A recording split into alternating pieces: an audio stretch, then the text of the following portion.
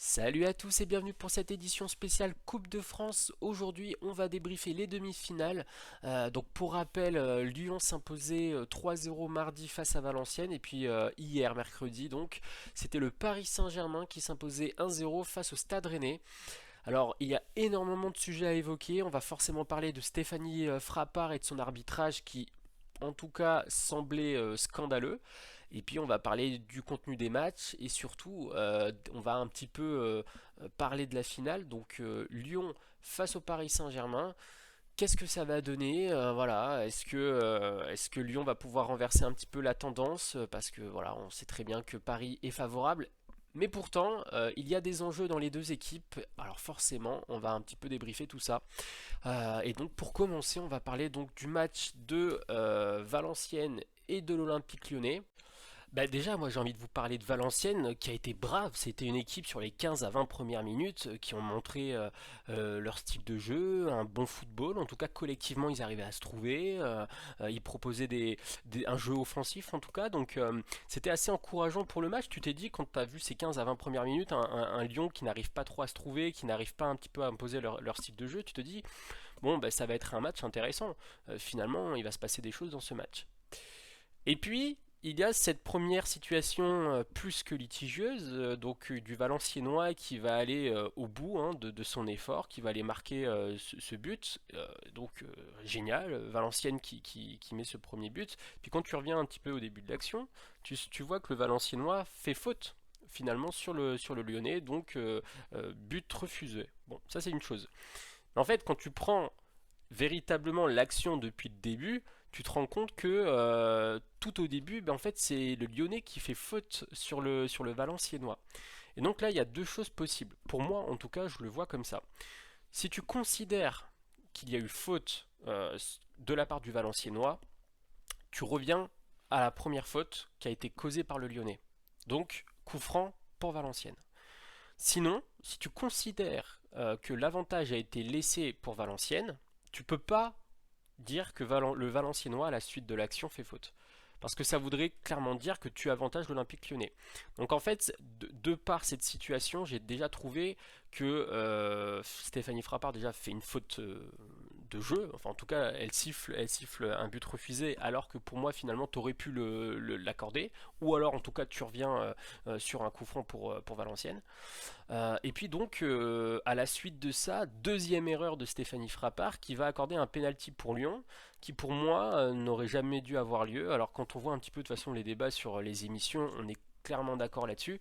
En fait, tu vas voir que quand tu prends le ralenti, parce que c'est vrai qu'à vue d'œil, en tout cas en temps réel, la Casette, tu sens qu'il se prend un tacle enfin un tacle. En tout cas, il se fait bousculer. Bon, tu sembles, voilà, penalty, que c'est pas trop, en tout cas déconnant. Bon, bah, en fait, quand tu vois le ralenti, tu te dis, mais si, en fait, si, le mec il commence à tomber avant même d'avoir été, enfin, en tout cas, d'avoir été bousculé. Et tu le vois parce que c'est pas au niveau de l'épaule, en fait c'est même pas là, c'est-à-dire que c'est au niveau des jambes, tu vas voir qu'il va déjà commencer à être déséquilibré par lui-même, qu'il va déjà commencer à tomber avant même qu'il y ait contact. Et ça tu le vois au niveau de la VAR, tu vois au ralenti. Et c'est là où c'est complètement incompréhensible comment Stéphanie Frappart peut accorder le penalty alors que clairement tu as les images face à toi. Et d'un commun accord, tout le monde se dit mais bien sûr que le penalty n'est pas censé avoir lieu. Donc pour cette raison-là, c'est pas compréhensible. Voilà, on se demande pourquoi Stéphanie Frappart a accordé encore une fois ce penalty. Bah, si tu prends un petit peu la première situation qui est plus que litigieuse en défaveur encore une fois de Valenciennes. Et donc, bah, tu as Stéphanie Frappart qui, elle, peut revenir, parce que c'est elle qui siffle le penalty, qui doit encore revenir sur sa décision. Donc en fait, ça ferait deux décisions, deux fausses décisions finalement, deux erreurs de sa part. Moi, je pense que Stéphanie Frappart à ce moment-là est perdue. Je pense qu'elle est complètement perdue et qu'elle ne veut pas montrer qu'elle a deux erreurs consécutives. Et donc, elle laisse ce penalty pour l'Olympique lyonnais. Ce qui est clairement pour moi dommage, parce qu'au final, je ne suis pas supporter lyonnais ni valenciennois, mais ça fausse complètement le match. C'est-à-dire que Valenciennes, on le rappelle quand même, c'est le 20e de Ligue 2, qui, à mon avis, fin de saison, va descendre en national. Tu sens potentiellement que c'est un petit peu sur cette Coupe de France, voilà un petit peu, un petit peu de folie, peut-être aller en finale, peut jouer un petit peu sa saison là-dessus, voilà, en quelques secondes, c'est réduit à néant par une décision, encore une fois, voilà, injuste. Et donc, voilà, moi je suis un petit peu déçu parce que, encore une fois, Valenciennes montrait quelque chose, montrait du potentiel, et puis là, gros coup de massue, ben là, c'est à partir du moment où tu te prends le but pour Valenciennes, tu sais que ça va être très compliqué.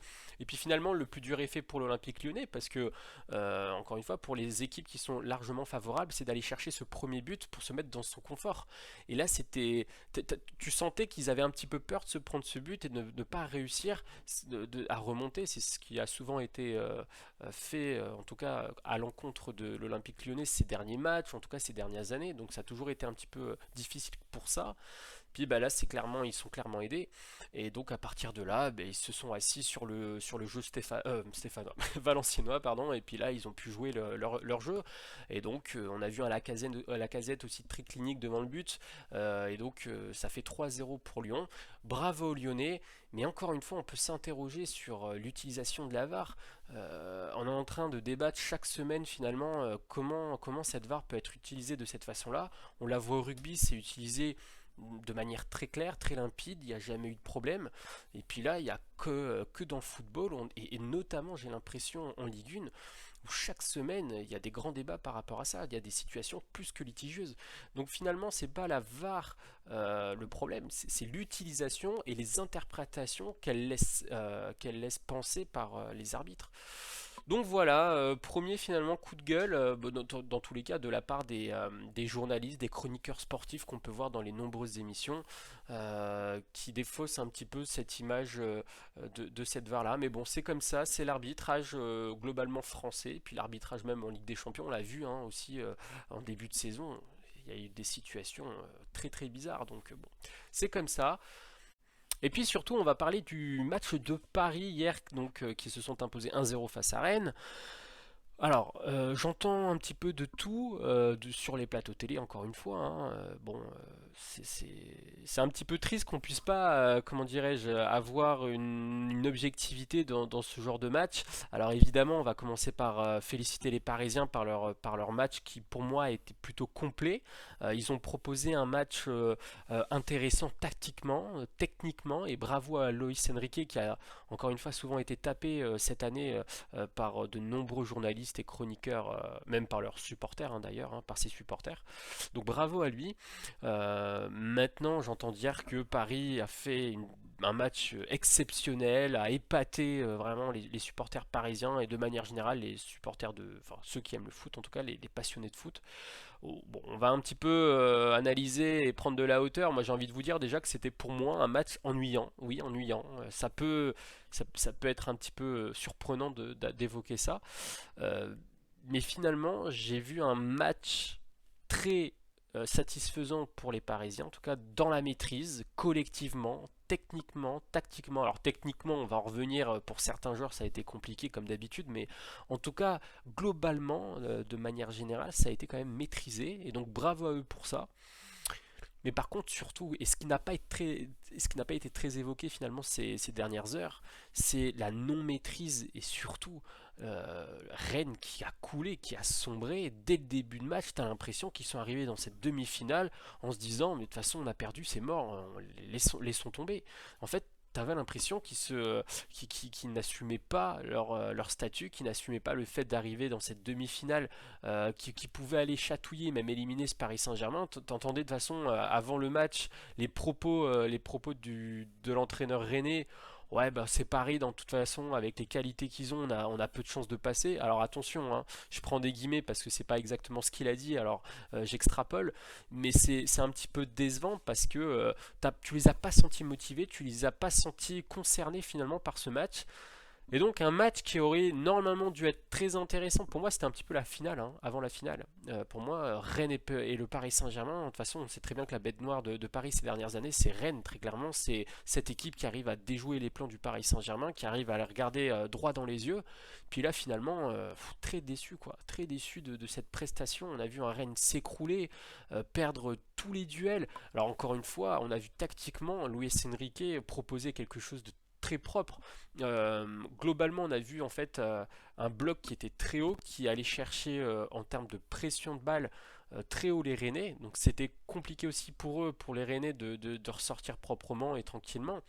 Mais surtout, techniquement, Rennes s'est effondré. Je n'ai jamais vu un Rennes aussi pitoyable techniquement. Alors c'est des mots qui sont assez forts, mais quand on voit globalement qu'ils ne peuvent pas aligner trois passes sans perdre le ballon, quand tu vois un terrien à un moment donné, il essaye de changer d'aile à faire une passe longue, purée, il fait la passe à un Parisien quoi. Et c'était une action qui était un petit peu chaude, qui aurait pu un petit peu s'enflammer pour les Rennais.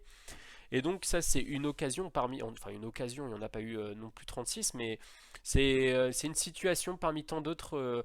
Alors ça s'explique aussi par la maîtrise totale des Parisiens techniquement, encore une fois tactiquement, mais bon, j'ai trouvé ça un petit peu difficile à regarder parce que, alors à part une première partie de période, donc les 15 à 20 premières minutes, ça a été très intéressant des deux côtés. On ne sentait pas encore un Rennes s'effondrer, mais en tout cas dans la maîtrise, dans le dynamisme du jeu, on voyait Paris quand même s'exposer, on voyait quand même des Parisiens vouloir aller chercher très vite le ballon haut, vouloir chercher Mbappé dans la profondeur, comme si finalement c'était leur style de jeu. Et c'était très intéressant. On a vu, parallèlement à ça, on va brièvement en parler de Kylian Mbappé, effectivement, qui a loupé certaines occasions. Alors, on va pas lui tirer dessus sur le penalty, parce que un penalty, c'est toujours compliqué, même que tu sois le meilleur joueur du monde ou pas d'ailleurs, c'est toujours compliqué à mettre. Quel que soit le niveau, que ce soit pour les amateurs, les professionnels, c'est du pareil au même. Donc je peux pas trop lui en vouloir pour ça. Pour la première grosse situation où la balle va frapper la barre, bon bah là c'est un manque de réussite, mais quand bien même pour un joueur de ce calibre-là, il doit la mettre au fond. Donc voilà, par rapport à ça, sinon j'ai trouvé un Kylian Mbappé quand même concerné par le jeu. On a vu que défensivement il fait des efforts, et ça c'est pareil, je ne l'ai pas trop entendu sur le plateau. Alors on a un Vitinha forcément qui a un volume de jeu très important et qui finalement fait les efforts même pour certains coéquipiers. On a vu quand même un Kylian Mbappé faire des retours défensifs qui pour moi n'a jamais fait ça cette saison. Et enfin, il faut le tenir, il faut tenir en compte cette situation-là parce que c'est quelque chose qu'il n'a jamais fait. Donc bravo à lui pour ça. Et puis bon, globalement, voilà, comme je le disais, un pari qui finalement en deuxième mi-temps a commencé à faire tourner. En fait, j'ai trouvé qu'il manquait de la verticalité. En première période, on l'a eu, puis seconde période, bon bah ils ont géré leur match. Ça faisait tourner le ballon de droite à gauche et de gauche à droite. Puis vu que dans tous les cas, tu avais des Rennais qui n'étaient pas du tout présents, qui n'allaient pas les chercher haut, bon bah ils se géraient tranquillement. Et puis bah finalement, il n'y a pas eu il y a pas eu beaucoup d'occasions, hein. Il y en a eu de 10 de part et d'autre, ou 9 de la part de Rennes, me semble-t-il, dont 2 cadrés pour Rennes. Et puis très peu aussi j'ai pas la stat pour Paris. Mais bon voilà, c'était un match un petit peu de Ligue 1 finalement. Un peu du dimanche midi, du dimanche de 13h. Voilà, faut jouer ce match et puis on passe au suivant. Donc voilà, déçu en tout cas pour ce match-là. On va parler également de d'Ousmane Dembélé qui a encore une fois déçu beaucoup de supporters. En fait, moi je trouve qu'on lui tire souvent dessus, mais est-ce qu'il faut compter surtout pour Dembélé pour marquer des buts? En tout cas sur cette saison-là. Ben, moi je prends un petit peu le contre-pari dans le sens où on dit toujours quand on voit Dembélé faire des gestes techniques incroyables, dribbler 2, 3, 4 joueurs, c'est waouh, incroyable, et c'est le cas. Maintenant, est-ce qu'il faut vraiment compter sur lui pour aller marquer un but? Moi déjà à Barcelone, et c'est ce qu'on disait, hein, à Barcelone, on comptait sur lui pour améliorer son jeu, ses finitions, ses tirs, mais en vérité il a toujours eu des grosses difficultés à marquer. Et d'ailleurs, petite parenthèse, c'est la raison pour laquelle moi je préfère un Coman à un Dembélé, surtout en équipe de France je parle, parce que Coman, il a la technique et en plus de ça il sait marquer des buts. Donc voilà, petite parenthèse fermée. Mais donc Dembélé, je l'ai trouvé, alors il casse des reins comme d'habitude, il est vraiment très très fort là-dessus, et je pense même, ça peut être, ouais, ça peut être mal interprété, mais j'ai l'impression même que techniquement, quelquefois, il peut être supérieur à Mbappé, donc c'est pour dire, techniquement au niveau des dribbles, hein, j'entends. Par contre, oui, au niveau de la finition, ça n'y est pas. Mais moi aujourd'hui, je me dis, si j'étais supporter parisien, j'ai Kylian Mbappé enfin, dans mon équipe, c'est lui qui met les buts. pourquoi j'irais m'embêter à un petit peu tirer sur Dembélé qui se donne, quoi. Je veux dire, c'est un joueur qui a beaucoup d'humilité, qui essaye chaque jour de s'améliorer, qui essaye qui donne de sa personne, et en fait on va lui tirer dessus parce que il a éliminé 3 4 joueurs, ça a été exceptionnel, et effectivement il met un tir 10 ou 15 mètres au-dessus des buts. Alors je peux comprendre que si c'est en finale de Ligue des Champions et que derrière tu te prends un but et que Paris se fait éliminer, je peux comprendre que ce soit un petit peu frustrant. Maintenant, encore une fois, moi je trouve que c'est pas forcément le joueur sur qui il faut compter pour aller marquer des buts. Ça me fait penser un petit peu à un Grealish, alors pas dans la manière de jouer, mais Grealish, finalement, alors on l'a pris, en tout cas Pep Guardiola l'a pris évidemment pour marquer des buts parce que aussi techniquement il était fort, mais je trouve surtout que techniquement il fait la différence et il fait des très beaux centres pour aller chercher Haaland, pourquoi pas De Bruyne, etc. Donc euh, voilà, c'est un peu, moi je le vois un petit peu comme ça, c'est-à-dire qu'il ne faut pas compter sur lui pour aller marquer des buts, mais pour faire la différence. Par contre, là où il faut vraiment qu'il puisse s'améliorer, et on l'a déjà vu dans certains matchs, c'est les passes en fait. Et je pense que euh, si vraiment il continue dans cette maîtrise de dribbler et de faire une passe assez juste, mais en fait déjà il va épurer un petit peu pardon, son style de jeu, et puis on va pas aller trop le chercher au niveau des tirs qui passent assez loin du but. Donc voilà, moi je pense qu'il faut mettre le curseur au bon endroit, et puis globalement j'ai trouvé voilà, des joueurs de Parisiens en tout cas très concernés, Vitinha qui a été franchement incroyable. Alors, est-ce que Vitinha remplace Marco Verratti? Ça, je laisse cette parole aux supporters parisiens parce que je trouve que chacun a des points positifs et des points négatifs. Peut-être Vitinha aujourd'hui manque encore un petit peu de régularité parce que là, très clairement, il a son prime, mais en novembre, c'était pas lui, c'était Warren Zaïre-Emery. Donc voilà, il va falloir avoir un peu de régularité et puis globalement, je reviens sur ce que je disais, c'était un match qui manquait, alors pas d'entrain, mais en tout cas qui manquait de répondants. Et pour finir, on va parler forcément de cette finale de Coupe de France entre le Paris Saint-Germain et l'Olympique Lyonnais.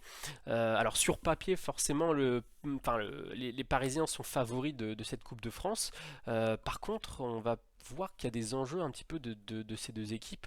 Pour commencer, on va parler forcément de Luis Enrique. Je pense que Luis Enrique a vraiment besoin d'aller chercher cette Coupe de France pour fermer un petit peu des bouches. On va parler des journalistes français, on va parler des chroniqueurs qui lui ont souvent tapé dessus. Et je pense qu'il a besoin aussi, même pour sa confiance à lui, pour le président aussi, pour montrer que il sait manager son équipe de début de saison jusqu'à la fin de la saison et qu'on doit lui faire entièrement confiance. Et puis, euh, et puis aussi pour ses supporters, hein, pour la saison qui arrive aussi, pour montrer à son équipe qu'ils peuvent le faire et que ça peut être récurrent et que ça va être récurrent, pourquoi pas. Donc voilà, il a besoin de parler de ça, il a besoin d'aller la chercher. Et puis surtout, on a un Kylian Mbappé, malgré une saison un petit peu en demi-teinte, qui est potentiellement favori à l'obtention du Ballon d'Or. Et ça va dépendre évidemment du Paris Saint-Germain et puis de la suite en Ligue des Champions et puis de l'Euro aussi avec l'équipe de France. Mais finalement, s'il fait une bonne Coupe de France, une bonne Ligue des Champions et puis pourquoi pas une bonne trajectoire avec l'équipe de France, et ben, ça peut aller chercher le Ballon d'Or. Donc je pense qu'il a tout autant à gagner dans cette finale de Coupe de France, surtout qu'il va potentiellement partir en fin de saison. Donc voilà, pour écrire la belle histoire à la fin, pourquoi pas repartir avec un trophée. Je pense que ça pourrait être quand même intéressant pour lui d'écrire ça à ses supporters. Et puis surtout, on a un Olympique lyonnais qui revient de très très loin. Personne n'envisageait que l'Olympique lyonnais reviendrait à cette hauteur-là, surtout en vue de leur première période on va dire de saison. Et donc, ouais, on a un Lyon qui peut aller la chercher, hein, qui peut aller chercher un petit peu les Parisiens dans leur retranchement. Si on a un bon Cherki, on a un bon Cacré dans cette finale, je pense qu'ils peuvent faire les différences. Donc, à voir. Mais Lyon a besoin d'aller chercher l'Europe. Parce que là, pour l'instant, ils ne sont pas qualifiés pour l'Europe.